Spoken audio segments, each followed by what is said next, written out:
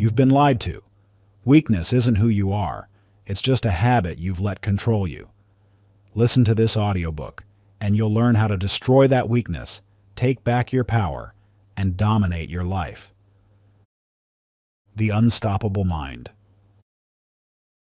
Audiobook by Rowan March, published by Inner Impact Books. Introduction. This audiobook is not here to make you feel good. It's here to make you strong. Right now, whether you realize it or not, you are at war. Not with the world, not with your circumstances, but with the part of you that clings to comfort, hesitation, and fear. That voice in your head that tells you later or I'm not ready is your greatest enemy, and for too long, you've let it win. But that ends today. This audiobook is about tearing down every mental barrier that has held you back, exposing the lies you've been telling yourself, and forging a mindset so unshakable that nothing, not doubt, not pain, not failure, will ever stop you again. Weakness is not something you're born with. It's something you've been conditioned into, and just as it was built, it can be destroyed. In the audiobook ahead, you'll learn how to recognize and eliminate the habits, excuses, and self-imposed limitations that have kept you small. You will learn how to face discomfort, dominate fear, and cultivate the kind of unbreakable discipline that separates the weak from the unstoppable. If you are looking for a way to feel better without doing the work, put this audiobook down now. But if you are ready to step into your true potential, embrace the fight, and finally take control of your mind, then let's begin. Chapter 1. The Illusion of Weakness.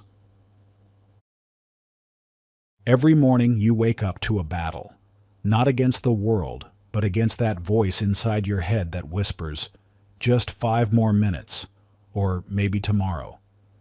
That voice isn't your friend. It's the accumulated weight of every time you've chosen comfort over growth, safety over possibility. You were never born with this hesitation. Watch a baby learning to walk. They fall, they get up, they fall again, and not once do they think about giving up. That raw, unstoppable drive is still inside you, buried beneath years of learned helplessness and false limitations. Think about the last time you faced a challenge. Did you step forward, or did you step back?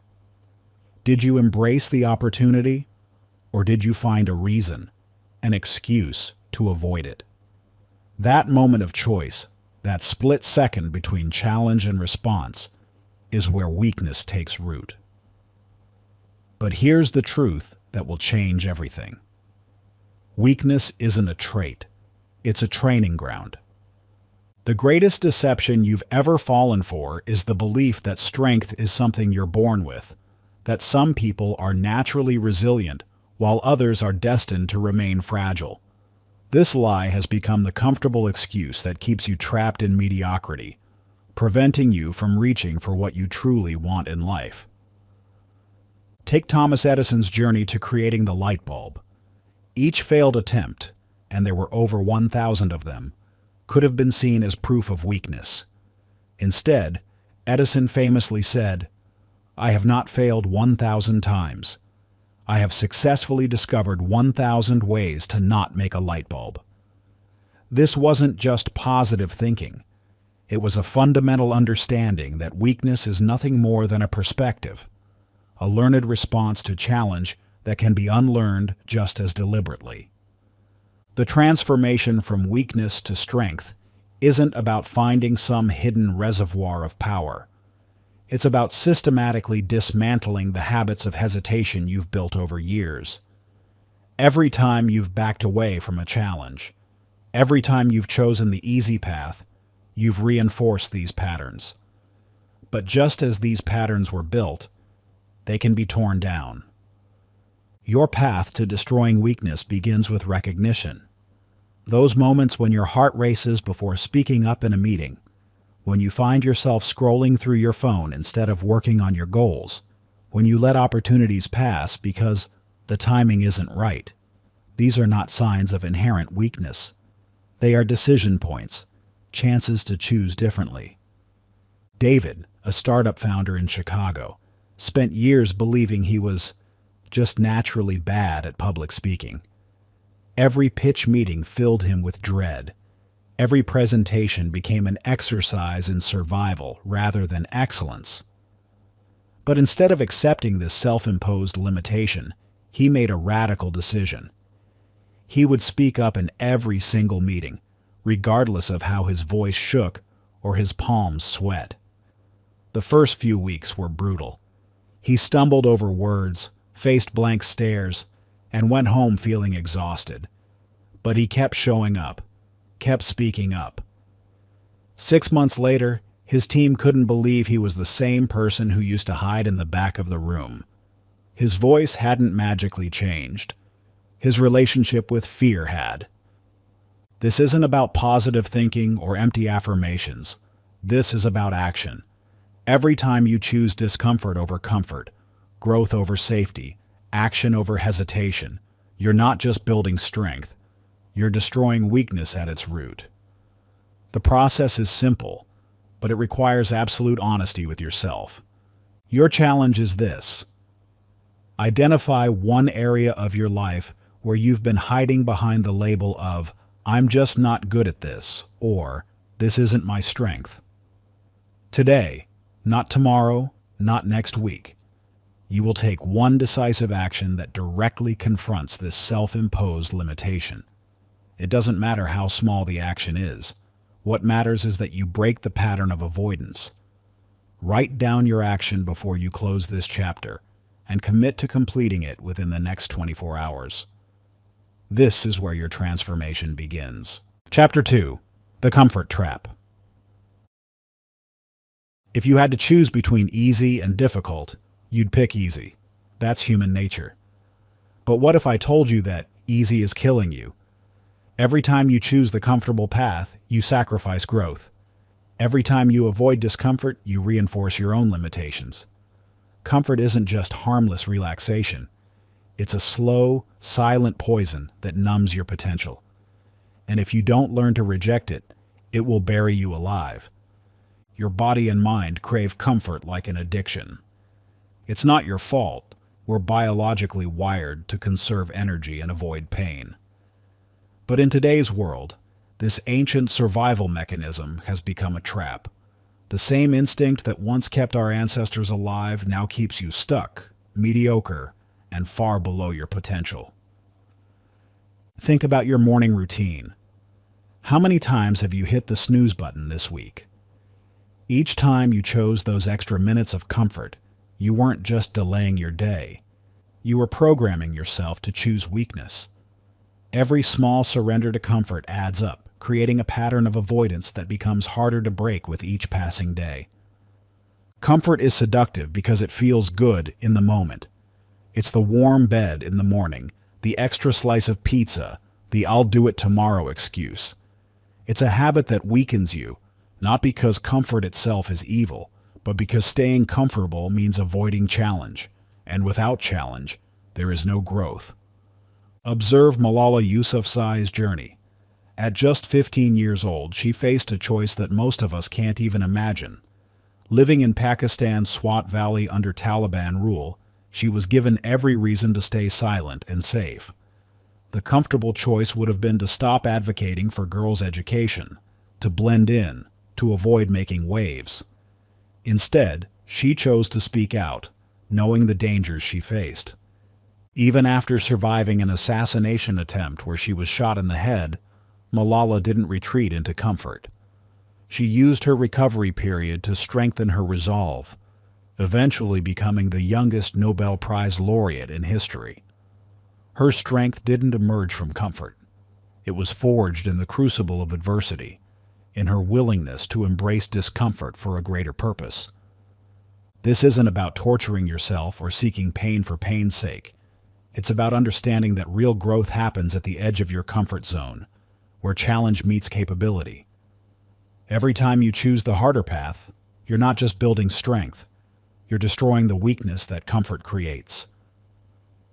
Most people wait until discomfort is forced upon them, by failure, by crisis, by regret. But you don't have to wait. You can train yourself to embrace discomfort before life makes the choice for you. Start small. Take cold showers. Wake up earlier. Put in extra effort when no one is watching.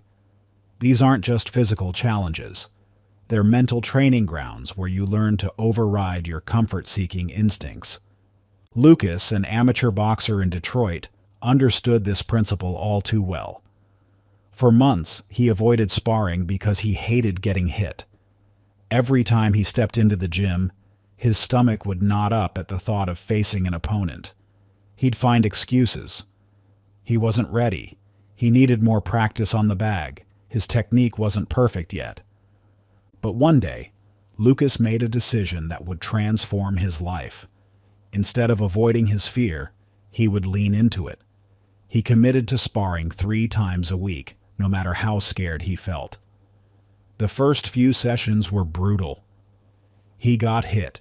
He felt overwhelmed. He wanted to quit. But each time he stepped back into the ring, something interesting happened. His fear began to lose its power. Within 6 months, Lucas wasn't just participating in sparring sessions. He was dominating them. His transformation had nothing to do with natural talent or some magical breakthrough. It came from his willingness to embrace discomfort, to choose growth over safety, day after day. Your comfort zone isn't a safe haven. It's a prison built of your own fears and excuses. Every time you choose comfort over challenge, you reinforce its walls. But here's the truth that will set you free. Those walls are imaginary. They exist only because you allow them to. Think about the goals you've been putting off, the dreams you've labeled as someday. Behind each delay is a choice for comfort over growth. That promotion you want? It requires the discomfort of taking on more responsibility. That business you dream of starting? It demands the discomfort of uncertainty. That relationship you want to improve? It needs the discomfort of vulnerable conversations. Comfort is the enemy of everything you want. If you continue to choose the easy path, you will never become strong. Chapter 3. Fear in Disguise. Fear doesn't always feel like fear. Sometimes it looks like logic. Sometimes it sounds like a perfectly reasonable excuse. I need more time to prepare. I just don't have the right resources yet. What if I fail? These aren't rational thoughts. They're fear in disguise. And the longer you listen to them, the more they will control your life. Your mind is masterful at creating sophisticated justifications for inaction. It wraps fear in the language of reason, making cowardice sound like wisdom. You tell yourself you're being strategic when you're really just afraid. You call it planning when it's really just procrastination. These mental gymnastics might make you feel better, but they're keeping you trapped. Think about the last time you had a great idea or opportunity. Within seconds, your mind probably generated a dozen reasons why you shouldn't pursue it. Each excuse seemed logical, responsible, smart. But strip away the fancy language, and what remains? Pure, simple fear. Fear is not the screaming terror we imagine. It's much more subtle and much more dangerous. It's hesitation, procrastination, self-doubt.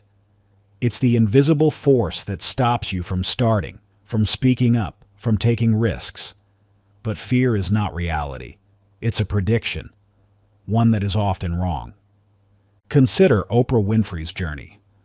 Early in her career, she was fired from her position as co-anchor of WJZ-TV's 6 o'clock news in Baltimore. The station managers told her she was unfit for television news and too emotionally invested in her stories. This was a moment where fear could have taken control. All the logical reasons to quit were there. She had failed publicly. Industry professionals had deemed her unsuitable. The smart choice would have been to find a different career path. But Oprah recognized these thoughts for what they were, fear masquerading as reason. Instead of letting this setback define her future, she used it as fuel. She didn't just overcome this obstacle. She went on to build a media empire worth billions, becoming one of the most influential people in the world. The very qualities that got her fired, her emotional connection and authentic approach, became the foundation of her success. The only way to defeat fear is to act before it has a chance to paralyze you. Stop analyzing. Stop negotiating. Stop waiting. Move forward even when you feel unprepared. Because here's the truth. That voice in your head telling you to wait until you're ready is lying. You'll never feel completely ready. The people you admire, the ones who achieve great things, they weren't ready either. They just acted anyway. Ava, a talented artist in Portland, spent years perfecting her craft but never sharing it. She had every excuse imaginable. Her style wasn't developed enough. The market was too saturated. She needed better materials. Each reason sounded perfectly logical. She told herself she was being professional, preparing properly, waiting for the right moment. One morning, after finding yet another reason to delay showing her work, Ava finally recognized her logic for what it was: fear wearing a mask of reason. In that moment of clarity, she made a decision. No more waiting. She photographed her paintings, created a social media account, and shared her work with the world, all before her fear had time to craft new excuses. The response wasn't just positive, it was overwhelming. Galleries reached out. Commissions started flowing in. All those years of waiting, all those carefully constructed reasons for delay, had been built on nothing but fear. Her talent hadn't changed. Her work hadn't suddenly improved.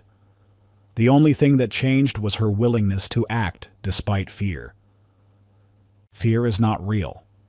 It is a story you tell yourself, and like any story, you can rewrite it.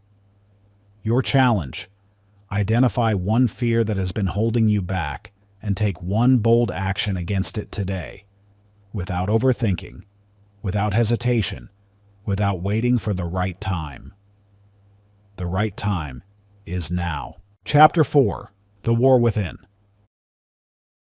Right now, there are two voices in your head. One is pushing you toward action, discipline, and growth. The other is whispering doubts, urging you to stay comfortable, to wait until tomorrow to take the easier path. This isn't just internal dialogue. It's a war. Every time you choose hesitation over action, every time you retreat from difficulty, you are losing.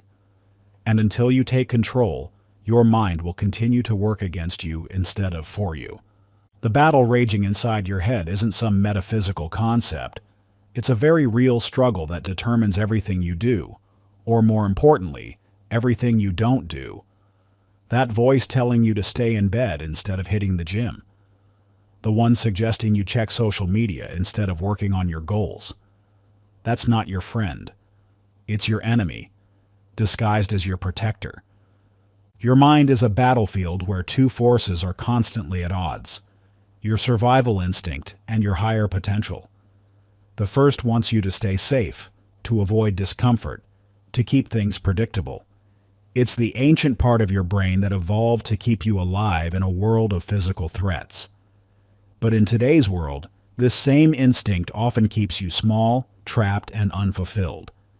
The second force, your higher potential, wants you to take risks, push boundaries, and grow into your full potential. It's the part of you that dreams big, that knows you're capable of more, that refuses to settle for mediocrity. Most people let their survival instinct win, mistaking its warnings as wisdom. But those who dominate in life, whether it's in sports, business, or personal growth, understand that discomfort is where real progress happens. Look at Serena Williams. Her journey to becoming one of the greatest athletes of all time wasn't just about physical training. It was about mental dominance. Early in her career, she faced not just external opponents, but internal ones. Doubt, pressure, the voice that said she wasn't good enough or that she should play it safe. During the 2015 U.S. Open semifinals, Williams was down in the third set against Heather Watson. The easy path, the one her survival instinct urged, would have been to play conservatively, to avoid risks. Instead, she chose aggression, going for powerful winners when most players would have played it safe. She didn't just win that match, she dominated it, showcasing how mental control translates into physical performance. But this wasn't natural talent. It was trained discipline. Williams spent countless hours working with mental performance coaches, developing techniques to control her thoughts under pressure. She didn't allow her mind to run wild with doubts or fears. She programmed it to serve her goals, not sabotage them. If you don't program your mind, it will be programmed for you, by fear, by doubt, by the voices of others. You must train yourself to recognize when your mind is working against you and override it with deliberate action. This means catching the excuses as they form and choosing action before your brain convinces you otherwise. Start by identifying your mind's favorite weapons against you. Does it use fatigue as an excuse? Does it amplify potential risks while minimizing potential rewards? Does it convince you that you're not ready, not qualified, not good enough? These aren't facts. They're programs running in your mental software, and like any software, they can be rewritten. The key is not to negotiate with these thoughts. Don't argue with them. Don't try to reason with them. The moment you engage in debate with your limiting beliefs, you've already lost. Instead, act immediately. Movement defeats doubt. Action silences fear. Jake, an aspiring writer in Seattle, spent years letting his mind convince him he wasn't ready to write his novel. "I need more life experience," he'd tell himself. "I should read more first. What if it's not good enough?" His mind had mastered the art of reasonable-sounding excuses. One day, after reading about the concept of mental override, Jake made a decision. Instead of waiting for inspiration or the right moment, he committed to writing 500 words every morning, no matter what his mind said. The first few weeks were brutal. His brain generated endless reasons to skip. He was tired. The ideas weren't flowing. He had other priorities. But Jake had learned the secret. Don't engage with the excuses. Don't analyze them. Don't even acknowledge them. Just write. Within 3 months, he had the first draft of his novel. The quality didn't matter yet. What mattered was that he had broken the pattern of mental sabotage. His mind no longer controlled his actions. He controlled his mind. This same principle applies to every area of your life. Your mind will always generate reasons to stay comfortable, to avoid risk, to maintain the status quo. It's not because you're weak or lazy. It's because your brain is doing what it evolved to do. Avoid potential threats and conserve energy. But you live in a different world now. The threats aren't physical predators. They're the consequences of inaction. The energy you're conserving isn't saving your life. It's preventing your growth. Every time you let your mind talk you out of action, you strengthen its control over you. You can either be the master of your mind or its prisoner. The choice is yours. Your challenge. The next time your brain gives you a reason to delay action, override it immediately. Take action before hesitation takes control. Chapter 5. The Death of Excuses. Excuses feel like logic. They make you feel smart, reasonable, even responsible. But in reality, every excuse you accept is just a justification for staying weak. I don't have time. I'm too tired. I'm not ready yet. The problem isn't that you lack time, energy, or readiness. It's that you lack commitment. If you want to become unstoppable, you must kill the voice of excuses before it kills your progress. Every excuse you make is a brick in the wall between you and your potential. That wall isn't built overnight. It's constructed slowly, one seemingly reasonable excuse at a time. Each time you tell yourself, "I'll start tomorrow," or "I'm not qualified enough yet," you're not just postponing action. you're strengthening the habit of inaction. Think about the last excuse you made. Really examine it. Was it truly impossible to take action, or did you simply choose the comfort of avoidance? Did circumstances really prevent you from moving forward, or did you just prefer the safety of staying still? The truth, if you're honest with yourself, is that most of your excuses are lies you tell yourself to avoid discomfort. Your brain is masterful at creating excuses because they serve an evolutionary purpose, conserving energy and avoiding potential risks. But in today's world, these mental shortcuts aren't protecting you. They're imprisoning you. Every time you accept an excuse, you're training your mind to look for the easy way out instead of the way forward. Excuses are a form of self-deception. They make you feel like you're making a rational decision when, in reality, you're just avoiding discomfort. And the more you entertain them, the stronger they become. It's like feeding a stray cat. The more you do it, the more it comes back, until eventually, it's living on your porch, demanding to be fed. Think about Stephen Hawking's story. Here was a man who had every legitimate reason to make excuses. Diagnosed with ALS at 21, he was given just 2 years to live. His body gradually betrayed him, leaving him almost completely paralyzed. If anyone had the right to say "I can't" or "it's too hard," it was him. But Hawking refused to let physical limitations become mental ones. Even as his condition worsened, he continued his work in theoretical physics. When he could no longer write equations, he developed new ways to visualize them in his mind. When he lost his voice, he adapted to communicate through a speech-generating device. He didn't just survive, he revolutionized our understanding of the universe. What's remarkable about Hawking wasn't just his intellectual brilliance, it was his absolute refusal to accept excuses. When asked about his condition, he famously said, "My expectations were reduced to 0 when I was 21. Everything since then has been a bonus." He transformed what could have been a perfect excuse into fuel for extraordinary achievement. The difference between Hawking and most people isn't capability, it's commitment. While others use their circumstances as reasons to stop, he used his as reasons to push harder. If a man who could barely move could reshape our understanding of black holes and quantum mechanics, what's really stopping you from pursuing your goals? If you want to destroy excuses, you must become ruthless with yourself. The moment an excuse enters your mind, don't negotiate, just take action. Instead of saying, "I don't have time to work out," get down and do 10 push-ups.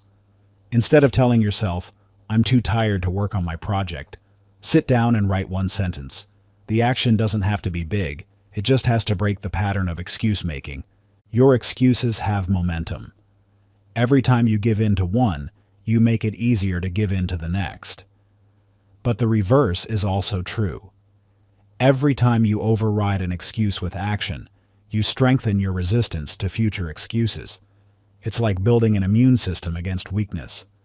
Focus on the transformation of Rachel, a college student who had convinced herself she was just not good at math. This wasn't just an observation. It was an excuse that shaped her entire academic identity. Every time she faced a difficult problem, her mind would automatically remind her, "This isn't for you. You're not a math person."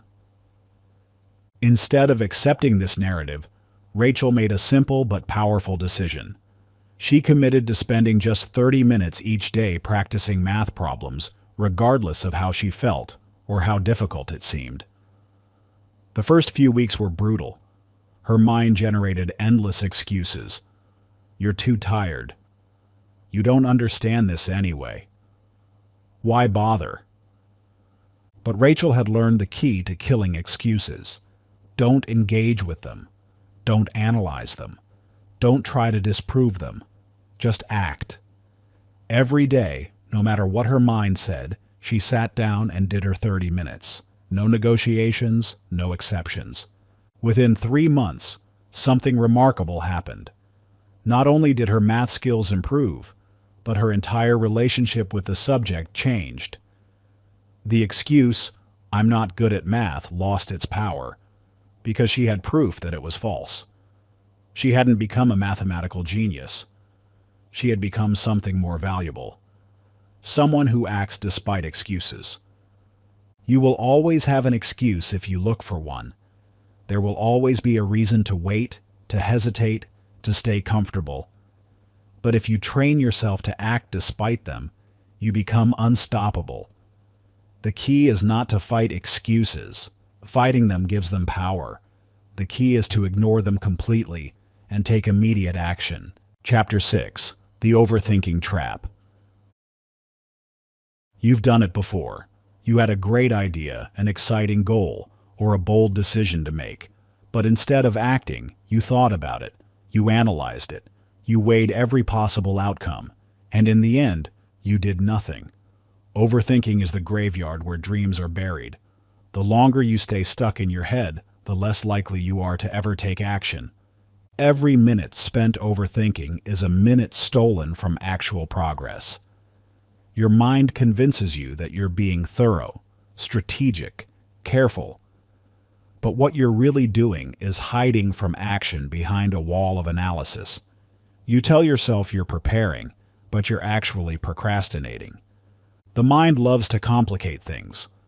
It will generate endless reasons why now isn't the right time, why you need more information, why you should wait until everything is perfect. But the truth is, clarity comes from action, not thought. You can spend years planning the perfect business, but you'll learn more from 1 month of actually running it than from a decade of planning. Think about how many opportunities you've lost to overthinking. How many ideas remained, just ideas because you got stuck in the planning phase? How many times have you watched others succeed with the very thing you were still thinking about starting? Richard Branson's story perfectly illustrates the power of action over analysis. When he started Virgin Airlines, he didn't spend years studying the aviation industry. He saw an opportunity when his flight to the Virgin Islands was canceled, and he immediately chartered a plane, sold tickets to his fellow stranded passengers, and turned a problem into his first step toward building an airline empire. What's remarkable about Branson's approach wasn't just his quick thinking, it was his willingness to act without perfect information. He has built multiple businesses across different industries, not by waiting for certainty, but by acting first and figuring things out along the way. When asked about his decision-making process, Branson famously said, "Screw it.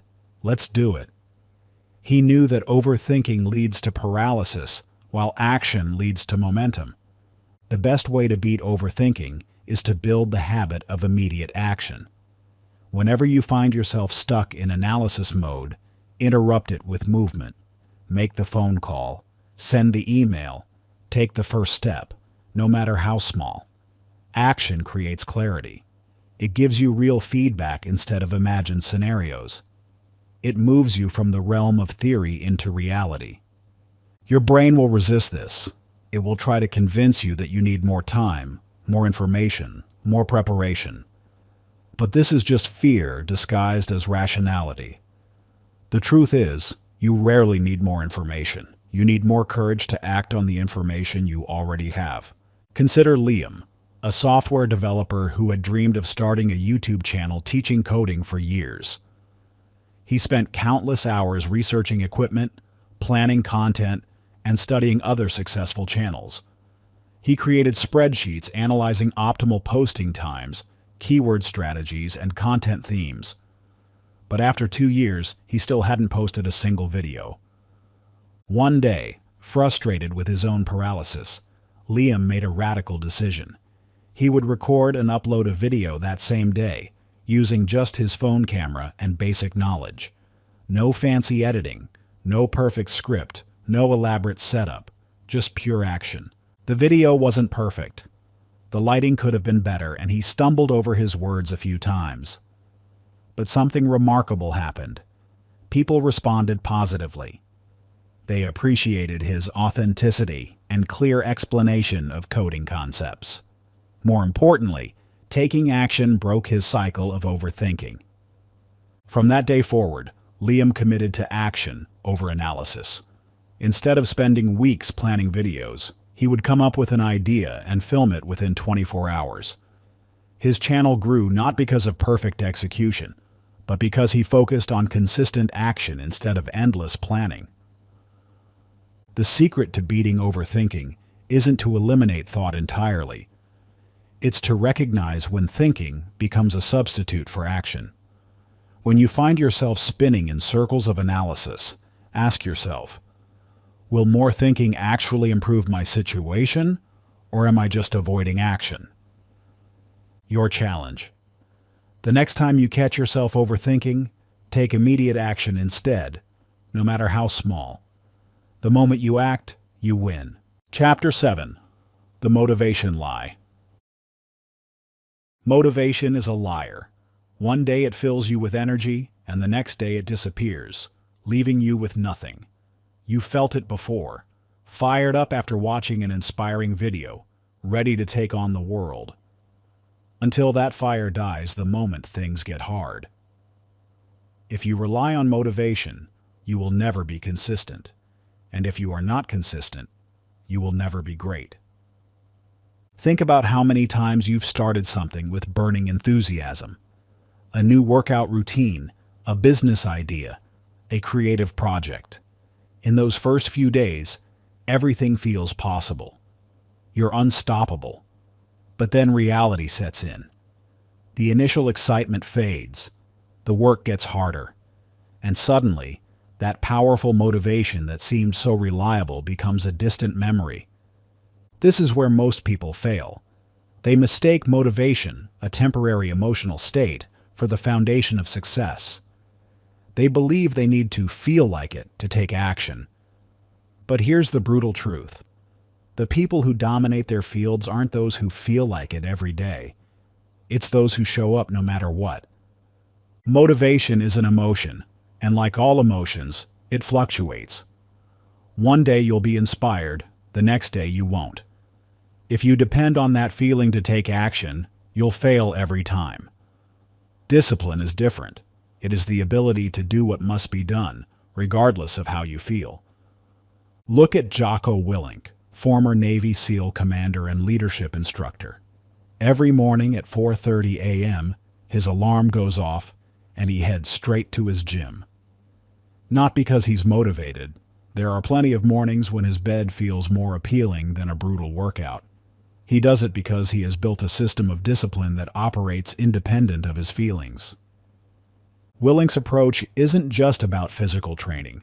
It's about understanding a fundamental truth. Waiting to feel motivated is a form of weakness.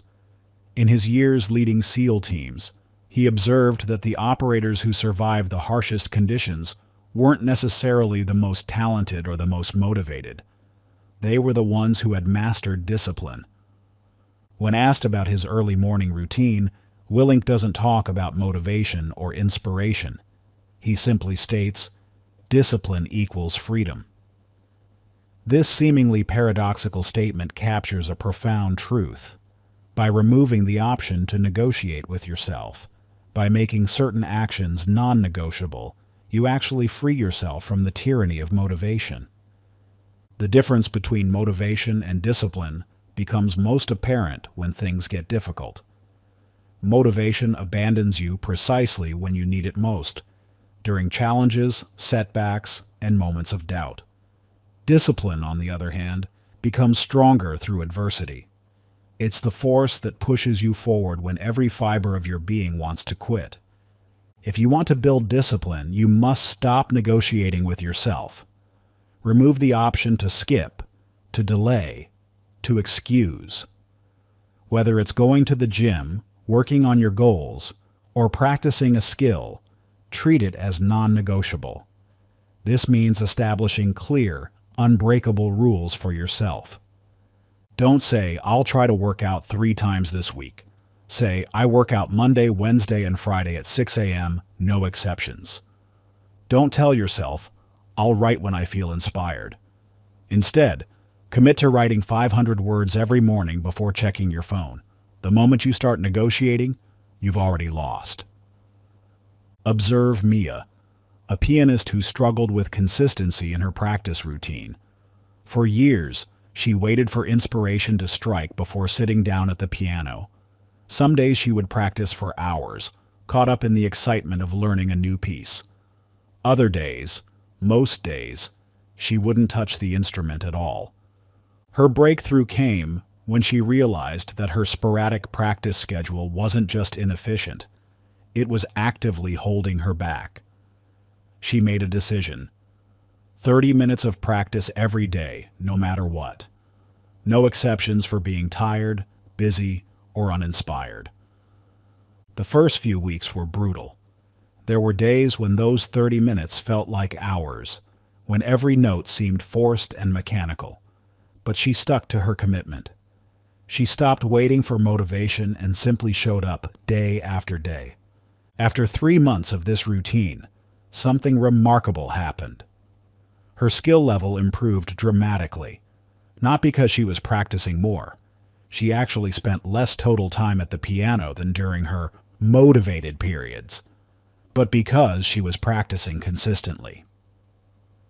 The daily discipline had created a foundation that no amount of sporadic motivation could match.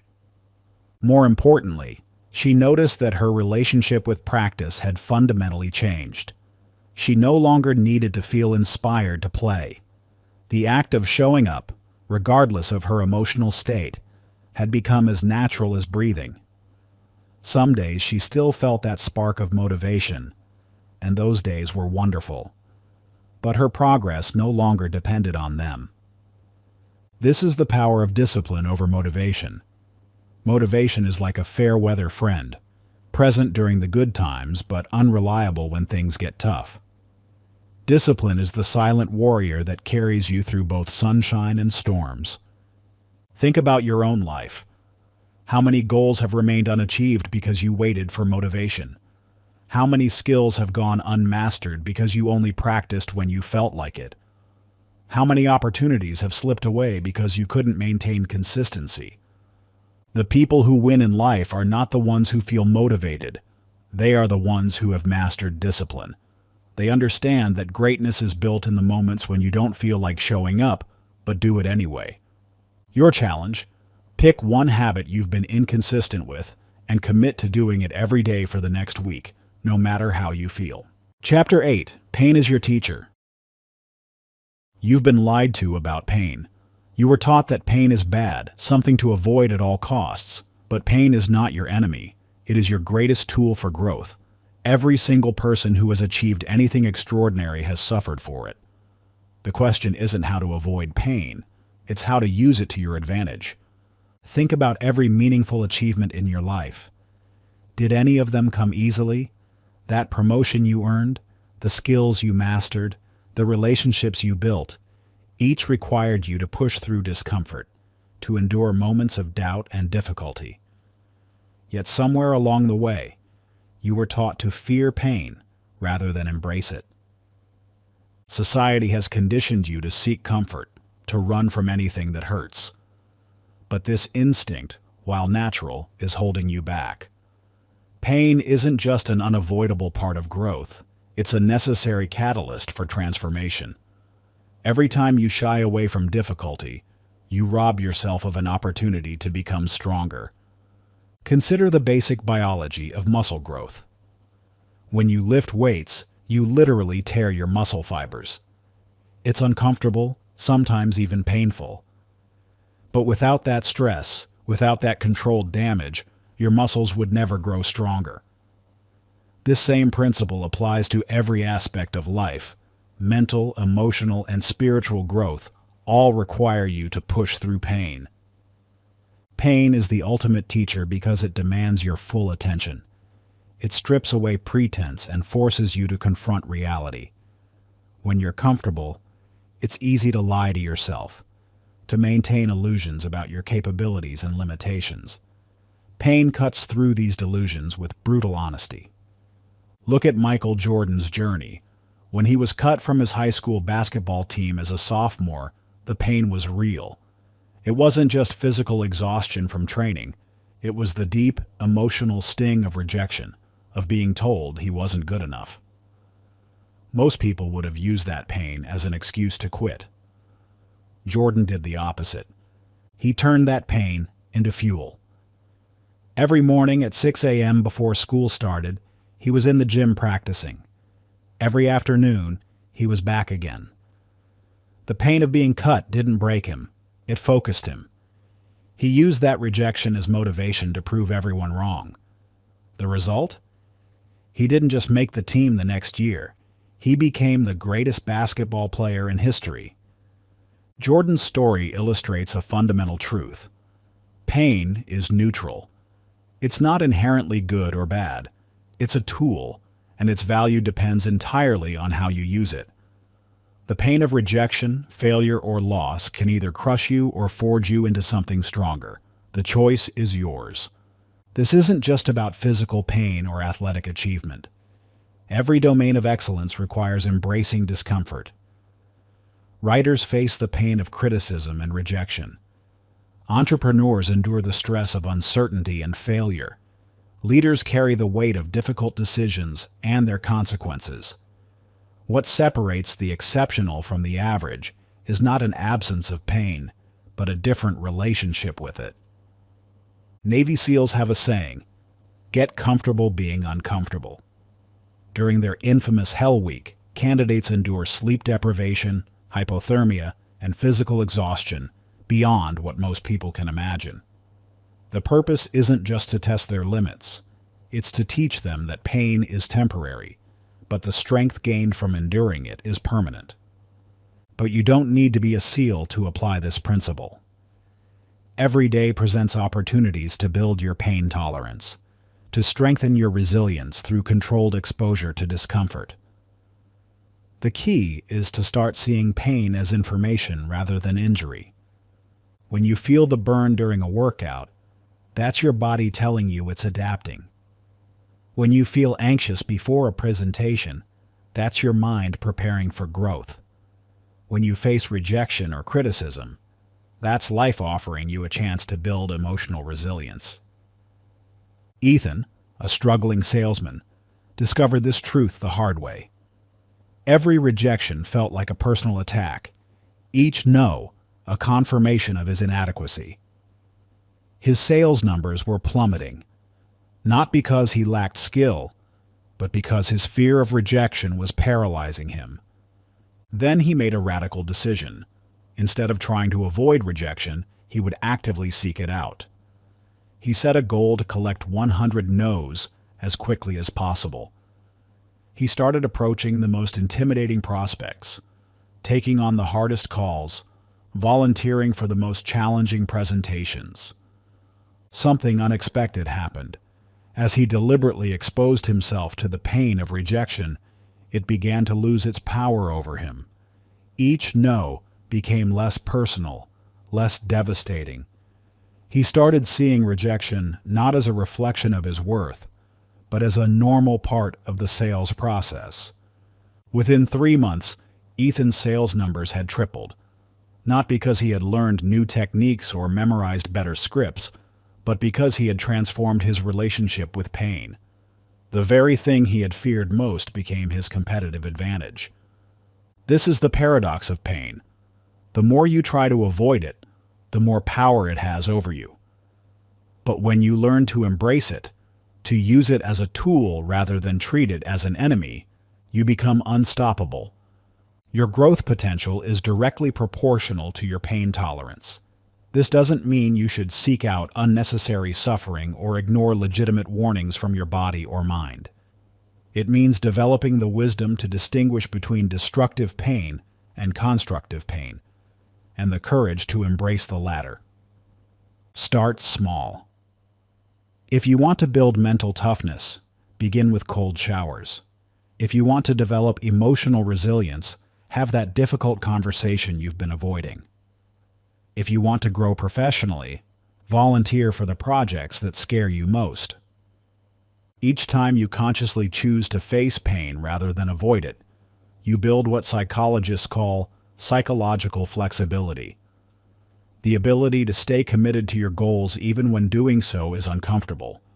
This is the foundation of true mental toughness. Remember, pain is inevitable, but suffering is optional. The pain of growth is temporary, but the pain of regret is permanent. Every time you run from necessary pain, you're choosing a greater pain down the road, the pain of unfulfilled potential. Your challenge: identify one area in your life where you've been avoiding pain. Then face it head-on today. Chapter 9. Building Mental Toughness. Mental toughness is the single greatest predictor of success. Not talent, not intelligence, not luck. The ability to keep going when things get hard, when most people quit, is what separates the weak from the unstoppable. And mental toughness isn't something you're born with. It's something you build. Every time you face a challenge and push through it, you're laying another brick in the foundation of your mental fortress. Every time you continue when others would quit, you're strengthening the muscles of your mind. This isn't about natural ability or genetic gifts. It's about choice. Your choice. The choice to be stronger than your circumstances, your emotions, and your fears. Mental toughness is forged through adversity.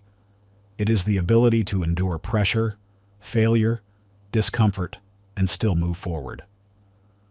The world's greatest warriors, athletes, and leaders all have one thing in common. They refuse to break. They've trained themselves to function at their highest level precisely when most people would crumble. Look at David Blaine, the endurance artist who has trained his mind to withstand extreme conditions, holding his breath for over 17 minutes, enduring weeks without food, and pushing his body past normal human limits. His secret isn't superhuman genetics or mystical powers. It's systematic mental conditioning. Before attempting any of his death-defying feats, Blaine spends months preparing his mind. He exposes himself to gradually increasing levels of stress, training his brain to remain calm in situations that would trigger panic in most people. For his breath-holding records, he didn't just practice holding his breath. He rewired his mind's response to oxygen deprivation. When most people feel the urge to breathe, their bodies panic. But Blaine trained himself to embrace that feeling, to stay relaxed even as his lungs screamed for air. He didn't just push through the discomfort. He learned to make peace with it. This is the essence of mental toughness. Not the absence of stress or fear, but the ability to function optimally despite them. To develop mental toughness, you must condition yourself to handle discomfort. This means actively seeking out challenges that push your limits, whether physically, mentally, or emotionally. The more you put yourself through controlled stress, the more resilient you become. This isn't about torturing yourself or taking unnecessary risks. It's about systematic exposure to difficulty. Start with small challenges. If you hate cold showers, take them anyway. If public speaking terrifies you, volunteer to present more often. If you're tired during a workout, do 5 more reps. Each time you choose discomfort over comfort, you're building mental calluses. The key is consistency. One cold shower won't make you mentally tough. One difficult presentation won't transform your resilience. It's the daily choice to do hard things that builds unshakable mental strength. Noah, a long-distance runner, discovered this truth through his training. He used to skip his runs whenever the weather was bad, always finding excuses about safety or potential illness. But he noticed something. His best competitors trained regardless of conditions. They weren't just physically tougher, they were mentally stronger. So Noah made a radical decision. Instead of avoiding bad weather, he would specifically choose to run when conditions were worst. Rain, wind, cold, these became his signals to lace up his shoes. The first few runs were miserable. He was cold, wet, and uncomfortable. But each time he finished a run in harsh conditions, something changed in his mind. Over time, the rain no longer bothered him. The wind became irrelevant. His mind had become stronger than his environment. More importantly, this mental toughness began to spread to other areas of his life. Work challenges that used to stress him out became manageable. Personal setbacks that would have derailed him became temporary obstacles to overcome. This is how mental toughness works. It's transferable. When you strengthen your mind in one area, you become stronger in all areas. The discipline of pushing through physical discomfort makes you better at handling emotional challenges. The resilience built through professional setbacks helps you navigate personal difficulties. The difference between those who quit and those who win isn't talent, it's toughness. It's the ability to keep moving forward when everything inside you wants to stop. This isn't about being fearless or never feeling doubt. It's about acting despite fear, despite doubt, despite discomfort. Your challenge: do something today that forces you to endure discomfort. Strengthen your mind by testing its limits. Chapter 10. The Power of Brutal Self-Honesty. Lies are comfortable. They protect your ego, shield you from reality, and keep you in a bubble where nothing is ever your fault. But lies also keep you weak. Every time you make an excuse, blame others, or refuse to acknowledge your shortcomings, you're choosing comfort over growth. The most powerful thing you can do is be brutally, unapologetically honest with yourself about your flaws, your mistakes, and the ways you've been holding yourself back. If you refuse to face the truth, you will never grow. Think about the last time you failed at something important. What story did you tell yourself? That you didn't have enough time? That circumstances weren't right? That someone else got in your way? These comfortable lies might have made you feel better, but they also ensured you'd repeat the same failures. Self-deception is one of the biggest killers of potential. It's more dangerous than external obstacles because it operates invisibly, convincing you that you're doing your best when you're barely trying, that you're almost ready when you're hiding from opportunity, that you're just being realistic when you're really just afraid. The truth is, you are exactly where you deserve to be based on your actions, not your intentions, not your potential, your actions. Everything else is just a story you tell yourself to avoid the discomfort of responsibility. Consider Kobe Bryant, whose relentless pursuit of excellence was built on a foundation of brutal self-honesty. After games, while other players made excuses about bad calls or tough opponents, Kobe would meticulously analyze his performance, identifying every mistake, every weakness, every moment he could have done better. When he missed crucial shots in playoff games, he didn't blame fatigue or pressure. Instead, he would return to the gym immediately after the game, sometimes practicing those exact shots until sunrise. He understood that improvement begins with acknowledgement of weakness. This wasn't just about basketball. In one notable instance, Kobe recognized that his leadership style was pushing teammates away rather than inspiring them. Instead of defending his approach or blaming others for not matching his intensity, he took a hard look at himself and made conscious changes to his communication and mentoring style. His legendary Mamba mentality wasn't about being perfect. It was about being ruthlessly honest about imperfection and then working tirelessly to address it. This approach led him to not just 5 NBA championships, but success in business and creative pursuits after his basketball career. The difference between someone like Kobe and the average person isn't talent, it's their relationship with truth. Most people spend their lives running from reality, building elaborate networks of excuses and justifications to protect their ego. They blame their boss for not recognizing their value while doing mediocre work.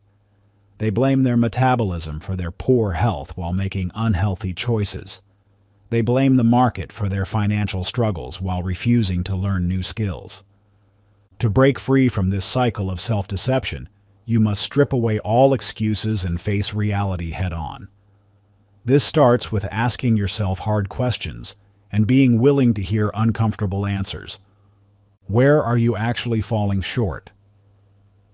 Not where you think others have wronged you, but where have you failed to show up for yourself? What standards have you lowered in the name of comfort?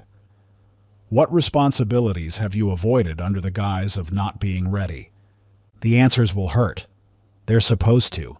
Growth isn't comfortable, and truth isn't always pleasant. But this discomfort is the price of progress. Every moment you spend facing reality is a moment invested in your future success. Write down your honest answers. Put them on paper where you can't ignore them. Look at areas of your life where you're not getting the results you want and force yourself to acknowledge your role in creating those outcomes. Then make a specific plan to change. Not vague intentions, but concrete actions you can take immediately. Oliver, a personal trainer in Chicago, spent months blaming the tough market for his struggling business. He told himself that potential clients weren't serious about fitness, that the economy was bad, that his gym's location was the problem. These excuses kept him comfortable, but also kept him broke. Finally, after nearly having to close his business, Oliver forced himself to confront the truth. He wasn't actively marketing his services, he was waiting for clients to find him. His workouts were generic rather than personalized. He wasn't following up with leads because rejection made him uncomfortable. His social media presence was inconsistent because he didn't have time. Yet he spent hours each day watching Netflix. The truth hurt, but it also showed him exactly what he needed to change. Oliver created a daily marketing schedule, redesigned his training programs, and committed to posting valuable content every day. He set specific follow-up protocols for leads and potential clients. Most importantly, he stopped making excuses when things didn't work, and instead asked himself what he could do better. Within 6 months, his client list had tripled. Not because the market changed, but because he finally faced the truth about his own efforts and made real changes based on that reality. This is the power of brutal self-honesty. It transforms vague problems into specific challenges you can address. It converts excuses into action items. It replaces the comfort of lies with the power of truth. But this isn't a one-time exercise. Self-deception is subtle and persistent. It will try to creep back in through sophisticated rationalizations and seemingly logical excuses. You must make honest self-assessment a daily practice. Start with your current situation. What lies have you been telling yourself? What excuses have become comfortable habits? Where have you been blaming others for outcomes that you could influence?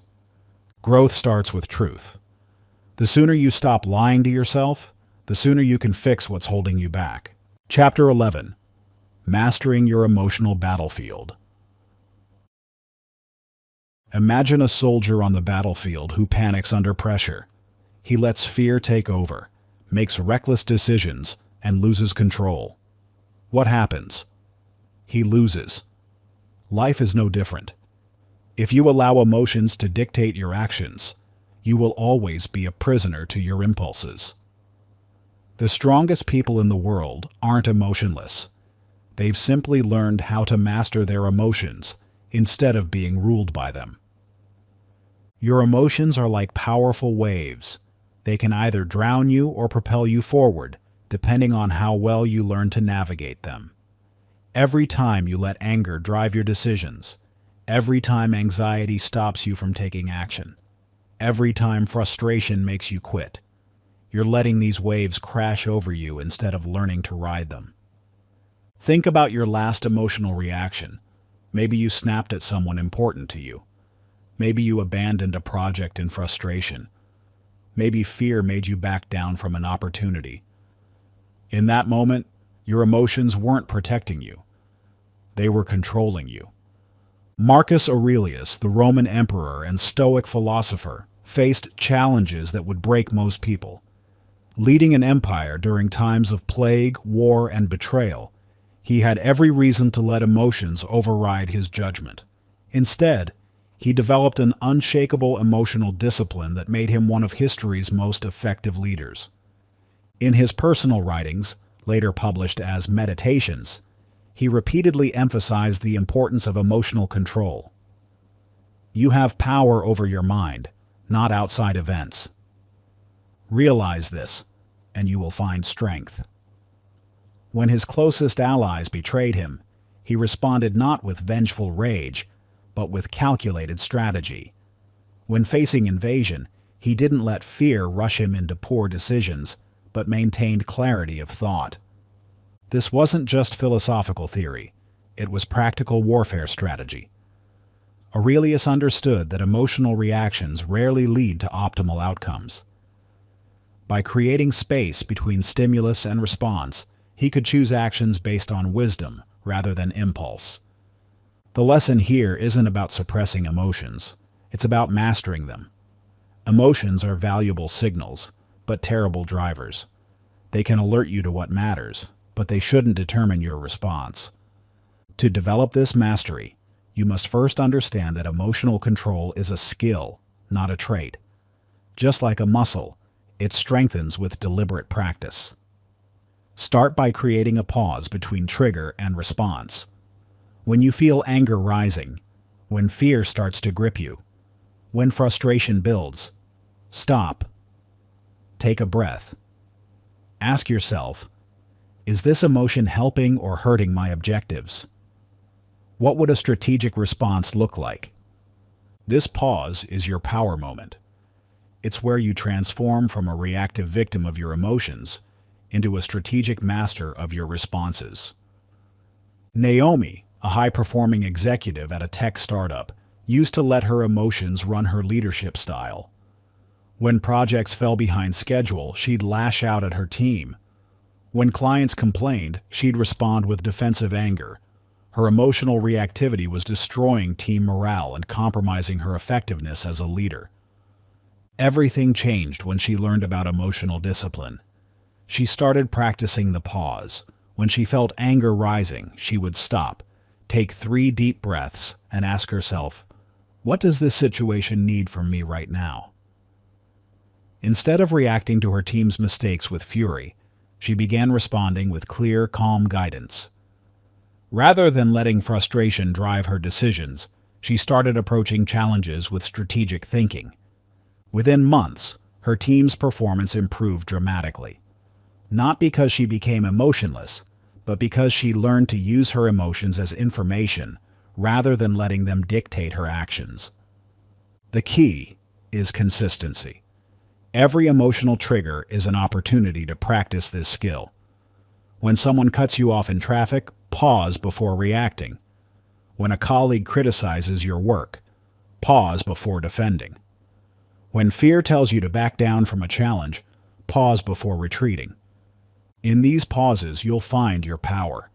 You'll discover that emotions are suggestions, not commands.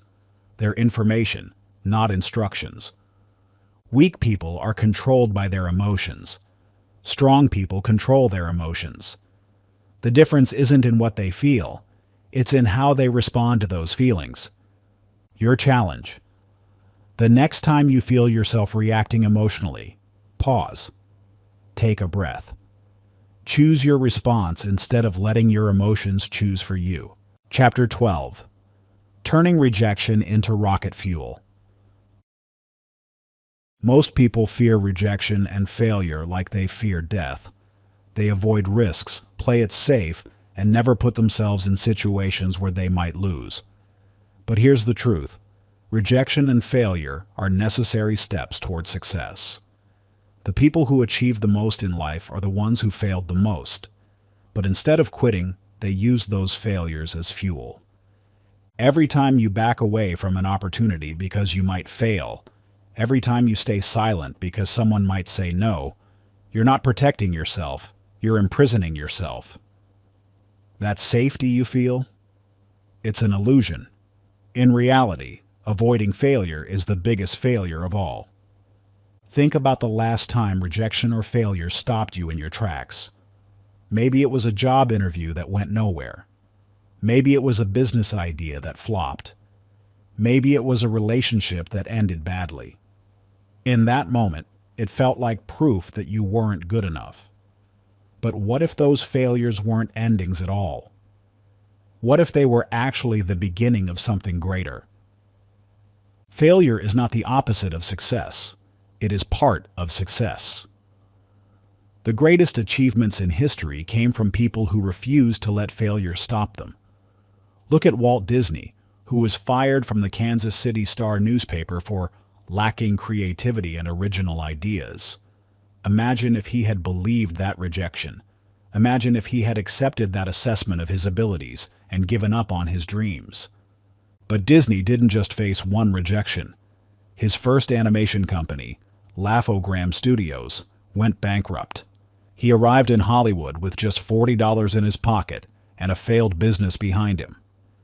Even after creating Mickey Mouse, he was rejected by multiple banks when trying to finance what would become Disneyland.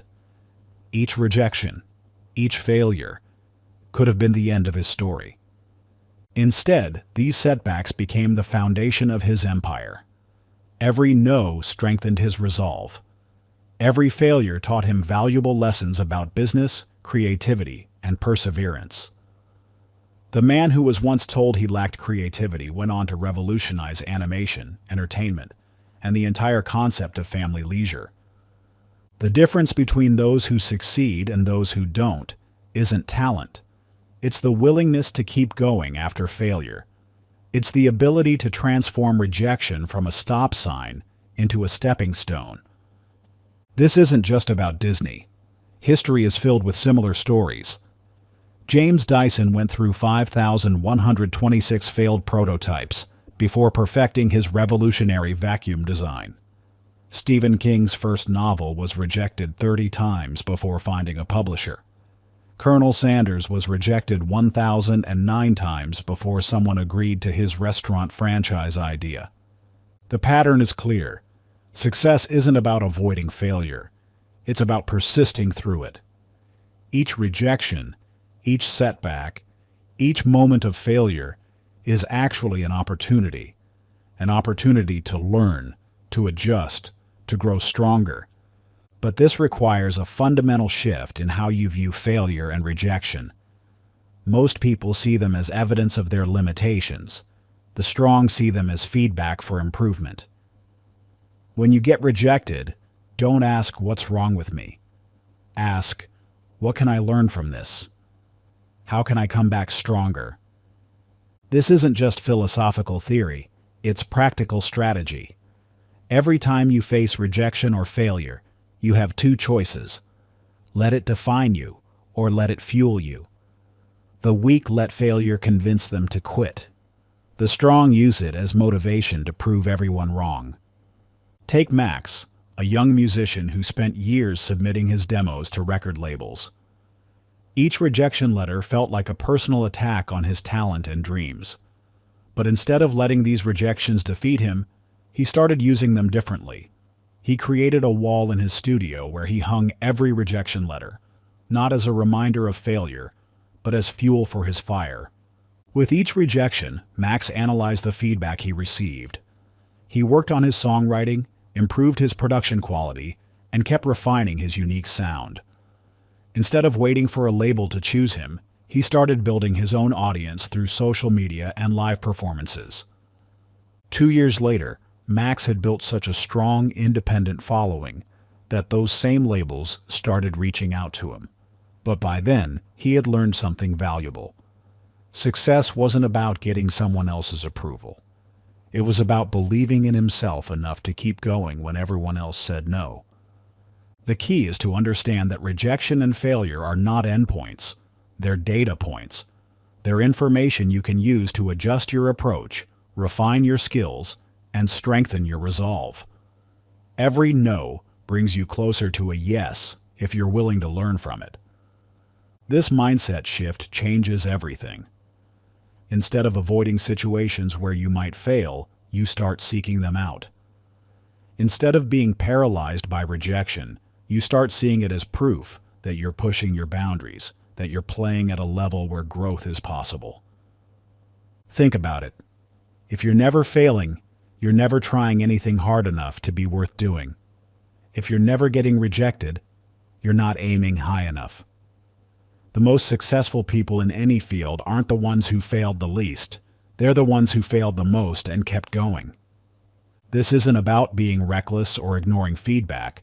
It's about understanding that failure and rejection are teachers, not executioners. They show you where you need to improve, what you need to learn, and how you need to adapt. When you embrace this perspective, something remarkable happens. The fear of failure starts to lose its grip on you. Rejection becomes less personal and more practical. You stop seeing yourself as a victim of circumstances and start seeing yourself as a student of experience. This transformation doesn't happen overnight. Like any skill, it requires practice. Start small. Put yourself in situations where rejection is possible, but not devastating. Apply for jobs that feel out of reach. Share your ideas even when they're not perfect. Ask for what you want even when you're not sure you'll get it. Each time you face rejection or failure, resist the urge to retreat. Instead, ask yourself, what can I learn from this? How can I use this to become stronger? What would happen if I tried again, but differently?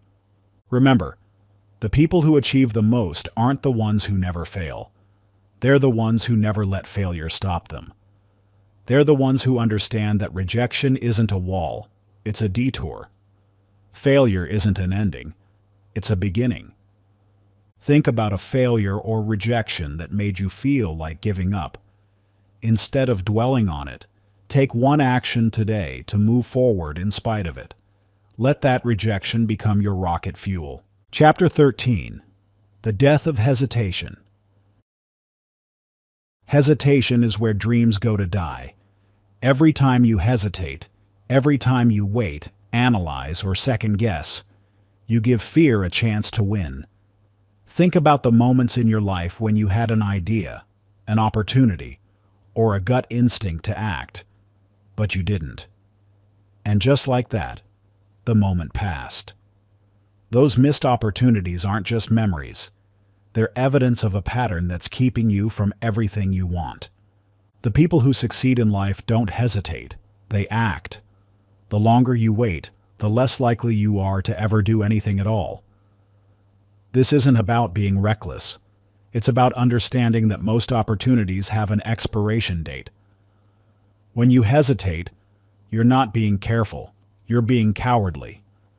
Hesitation is not caution. It is not strategy. It is paralysis. The brain is designed to protect you from risk, but in the modern world, most risks aren't life-threatening. They are just uncomfortable. Your mind treats every uncertainty like a survival threat, triggering the same fear response whether you're facing a predator or just considering starting a business. The difference between those who achieve greatness and those who stay stuck is their ability to override this hesitation. Look at Amelia Earhart. When she decided to become the first woman to fly solo across the Atlantic Ocean, she faced overwhelming odds. The technology was primitive, the risks were real, and many experienced pilots had died attempting similar feats. But Earhart understood something crucial. There would never be a perfect moment. If she had waited for ideal conditions, perfect weather, flawless equipment, complete certainty, she would have never left the ground. Instead, she committed, took action, and made history. Her success wasn't just about flying skill. It was about her ability to act decisively when others would have hesitated. She knew that the biggest risk wasn't in taking action, but in waiting too long and letting the opportunity slip away. The science behind hesitation is clear. Every time you delay action, you strengthen the neural pathways associated with avoidance. Your brain learns that hesitation is the correct response to uncertainty. Over time, this creates a habit of inaction that becomes increasingly difficult to break. If you want to kill hesitation, you must develop a bias for action. The moment you think of doing something, whether it's starting a project, speaking up, or making a decision, act before your mind talks you out of it. This doesn't mean being impulsive. It means recognizing that action itself is often the best form of planning. Think about it. How many times have you spent hours planning something, only to never start?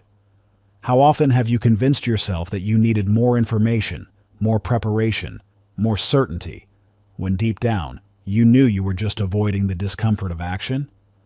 Daniel, a developer, spent 2 years planning to start his own business. He had spreadsheets, market research, and elaborate business plans. But he never launched. Why? Because each day of planning was another day of avoiding real action. Finally, he made a radical decision. He would give himself just 24 hours to launch a basic website offering his services.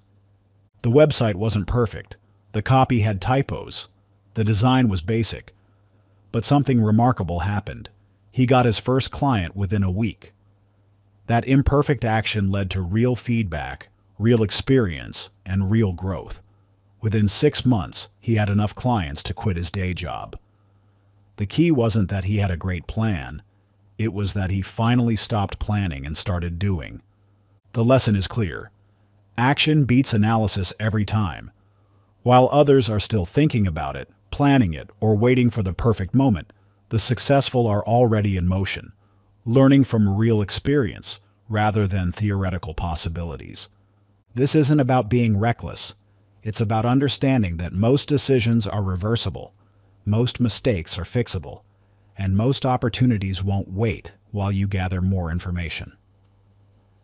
The cost of hesitation is usually far greater than the cost of imperfect action. Hesitation is a slow death. The only way to win is to move before your brain convinces you otherwise. Your challenge: pick one thing you've been hesitating on and take action immediately. No second guessing, no delaying. Just act.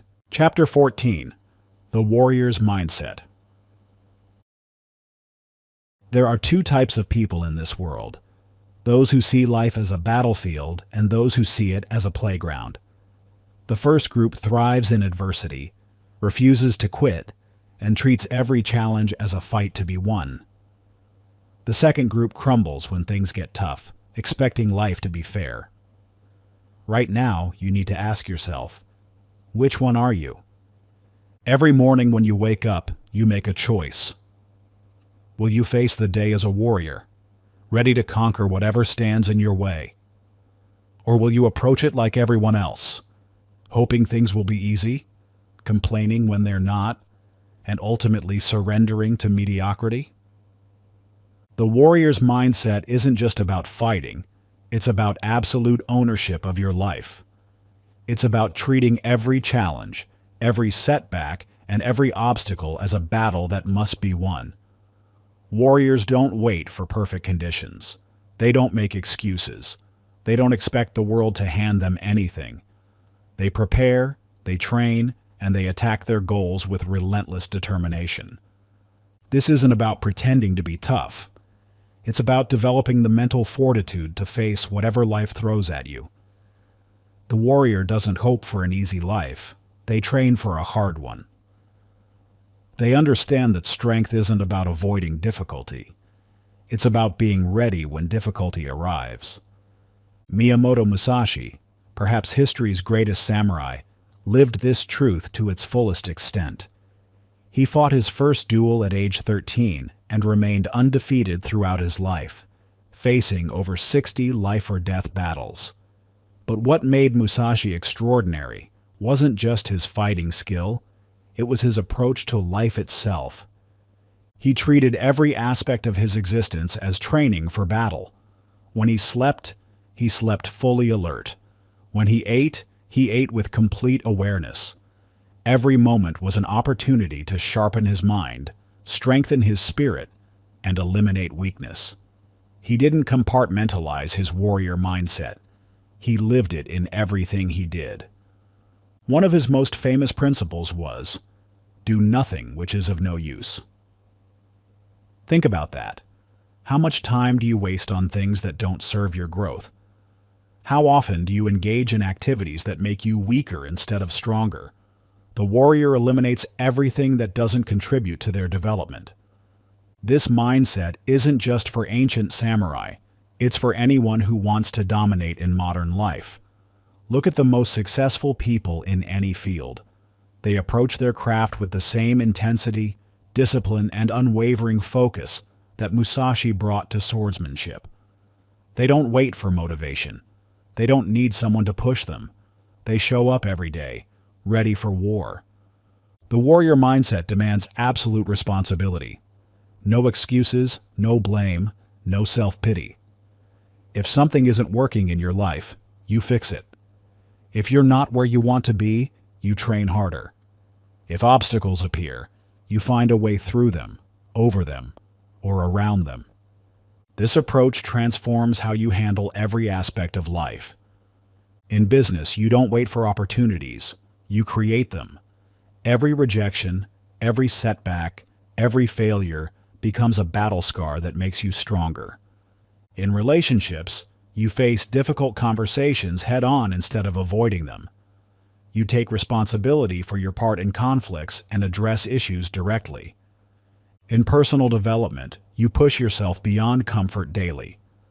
You embrace discomfort as training, knowing that each challenge builds your resilience.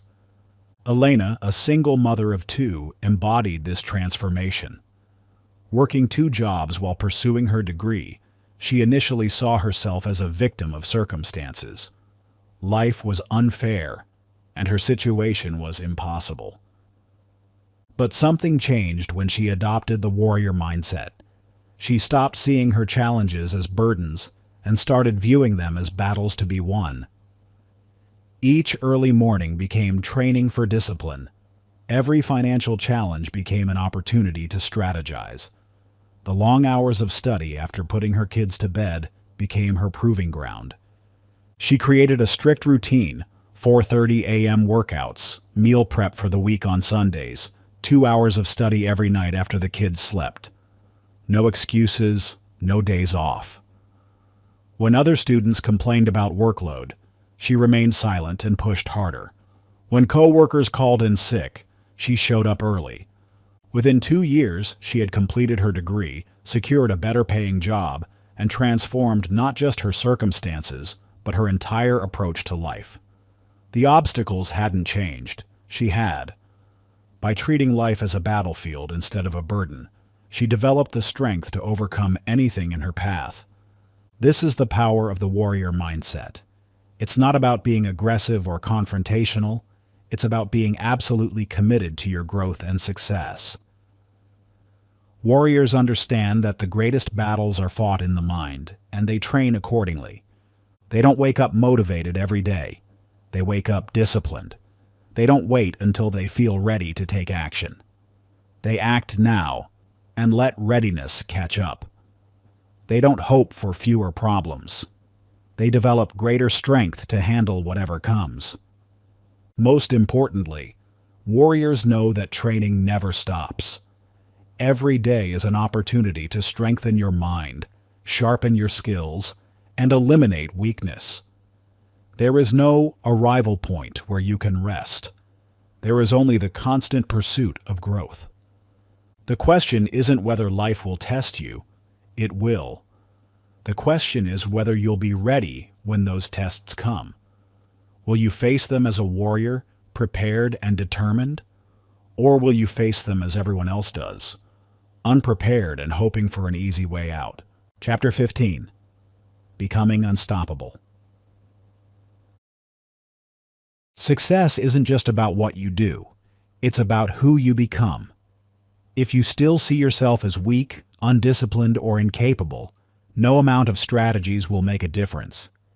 The most powerful transformation happens when you stop trying to be strong and decide that you already are. If you want to be unstoppable, you must become someone who refuses to stop. Think about how you describe yourself in your own mind. Do you say, "I'm trying to get in shape," or "I am an athlete"? Do you tell yourself, "I want to be successful," or "I am successful"? These aren't just semantic differences. They're fundamental shifts in identity that determine every action you take. Your identity is not something that happens to you. It's something you choose. Every time you act, you're either reinforcing who you are or becoming who you want to be. Most people wait for external validation before they claim their identity. They wait to feel successful before calling themselves successful. They wait to achieve something before believing in themselves. But this approach has it backwards. Your identity dictates your actions. If you see yourself as someone who tries to be disciplined, you will struggle. But if you see yourself as someone who is disciplined, your actions will follow. The most successful people in the world don't just practice success, they embody it. Look at Muhammad Ali. Long before he was the greatest, he declared himself to be. When he said, "I am the greatest," people laughed. He hadn't won any major titles. He wasn't even ranked in the top 10. But Ali understood something profound about human psychology. Identity drives behavior. He didn't wait for the world to validate his greatness. He claimed it first, and then his actions aligned with that identity. Every morning run, every sparring session, every fight, he approached them as someone who was already the greatest. His bold declarations weren't just showmanship, they were identity statements that shaped his reality. When you watch footage of Ali training, you don't see someone trying to become great. You see someone who already knows they're great, pushing themselves to live up to that identity. That's the power of identity-based transformation. This isn't about positive thinking or empty affirmations. It's about making a fundamental decision about who you are, then aligning every action with that decision. When you truly believe you are disciplined, you don't need willpower to wake up early. That's just what disciplined people do. When you know you're unstoppable, you don't quit when things get hard, because that's not who you are. Think about how identity shapes behavior in every area of life. A person who identifies as a non-smoker doesn't need willpower to resist cigarettes. They simply don't smoke, because that's not who they are. A person who sees themselves as an entrepreneur doesn't wait for permission to start a business. They take action because that's what entrepreneurs do. The mistake most people make is waiting for proof before they claim their identity. They think they need to achieve something first, to earn the right to see themselves differently. But this creates a paradox. You won't take consistent action until you believe in your identity, but you won't believe in your identity until you see results. The solution? Choose your identity first. Decide right now who you are. Not who you want to be, not who you're trying to become. Who you are. Then let every action flow from that identity. If you decide you are disciplined, act disciplined right now. Not tomorrow, not when you feel motivated. Now. If you decide you're unstoppable, face your challenges head-on today. Don't wait for confidence. Don't wait for proof. Act from your new identity immediately. Jason, an aspiring writer, spent years trying to become a writer. He read books about writing, took courses, made plans, but he rarely actually wrote. Why? Because he didn't see himself as a real writer. He was waiting for permission, waiting for validation, waiting to feel ready. Everything changed the day he made a decision. He stopped saying, "I want to be a writer," and started saying, "I am a writer." It wasn't about positive thinking. It was about identity. Writers write. That's what they do. So he started writing every single day, not because he felt inspired, but because that's what writers do. He submitted his work to publications, not because he felt ready, but because writers share their work. He faced rejection after rejection, but kept submitting because that's what writers do. Within a year, he had published multiple pieces and was earning money from his writing. The skill had always been there. What changed was his identity. This same principle applies to every area of life. Want to be unstoppable? Stop trying to become unstoppable and decide that you are. Right now. Your past doesn't matter. Your current circumstances don't matter. What matters is the identity you choose in this moment and every action that follows. When you face a challenge, ask yourself, what would an unstoppable person do? Then do that. When you feel like quitting, ask yourself, would someone unstoppable quit here? Then keep going. Let your new identity guide every decision. This isn't about pretending or faking it. It's about making a fundamental choice about who you are, then living in alignment with that choice. Every time you act in accordance with your chosen identity, you strengthen it. Every time you push through when others would quit, you prove to yourself that you are unstoppable. The world doesn't define you. You define yourself. Stop waiting for permission to become who you want to be. Stop waiting for proof that you're strong enough, disciplined enough, or capable enough. Choose your identity now and let your actions follow. Your challenge. Define the kind of person you want to be, then act like them right now, without hesitation. Conclusion. In the journey we've taken together through this audiobook, you've confronted the lies that kept you small. You've faced the excuses that held you back. You've learned to embrace discomfort, to kill hesitation, to forge mental toughness through deliberate action. But knowledge without implementation is worthless. Information without transformation is just entertainment. Your transformation isn't complete just because you've reached the end. In fact, this is where the real work begins. Everything you've learned about embracing pain, killing excuses, building mental toughness, these aren't just concepts to understand.